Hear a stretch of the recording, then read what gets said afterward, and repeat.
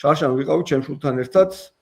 სვანეთის მთებში არის ტობა ვარჩხილის ეგეთი ცნობილი ისინი ტბები რა ძალიან ლამაზია და ძალიან მაგარი ადგილი არის და იქ რომ მიხვიდე რამდენიმე გზა არის მართალია მანო ერთ-ერთი არის სოფელი მუხური აი მუხურში ჩადიხარ და იქიდან მე უკვე ავტობუსით მითი რა ქვია მანქანით ადიხარ მთებში და მე ფეხით უნდა ერთი ღამის გადასასვლელი სანამ ამ ტბებზე ჩახვალ ძალიან მაგარი ადგილია მაგრამ ტელეფონს არ იჭერს თუ იქ ჩავოდი ერთი კვირა იქ ვიყავ დავბრუნდი უკან მუხურში ჩამოვოდი გავხსენი ტელეფონი და მომდის იმეილი არის ვიღაცა კაცისგან რომლის სახელიც არის საჰებ ეტაბა ეს საჰებ ეტაბა იყო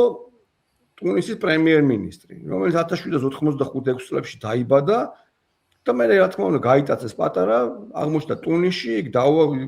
ნათქვამი პატარა კი იყო ასაკით მაგრამ ჭკუით იყო ძალიან დიდიო რა ძალიან ჭკვიანი განათლებული ადამიანი იყო პრემიერ-მინისტრი იყო მანამდე კიდე სხვა რაღაცების სამინისტროც ჰქონდა ჩაბარებული და დიპლომატი და რავი ოჯახთან ძალიან დაახლოებული მისი ცოლი იყო ფაშას შვილი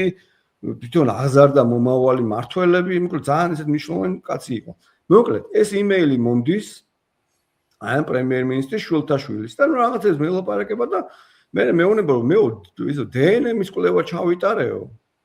57% თო ქართველი ვარ ვახ მეთქი ნუ ქართველი რო იყო ის კი ვიცოდი მაგრამ ნუ ძალიან გამიხარდა რა რომ ეს კაციც ისაქნა რა დნმ-ითაც დამტკიცდა და გვარად ამოვიდა ცირდავა მეგრული გვარი და ეს ცირდავები მუხურიდან არიან აი ზუსტად იმ მუხურში რო ვიყავი მაშინ მომივიდა ეგეც ცირდავა იყო გვარად რა ძალიან გამეხარდა მე სიამოვნა თან როგორი უცნაური არის რომ იქ დგეხარ სადაც ამ კაცის დიდი ბაბუა იყო წარმოშობი და იქ კითხულობ ამ ინფორმაციას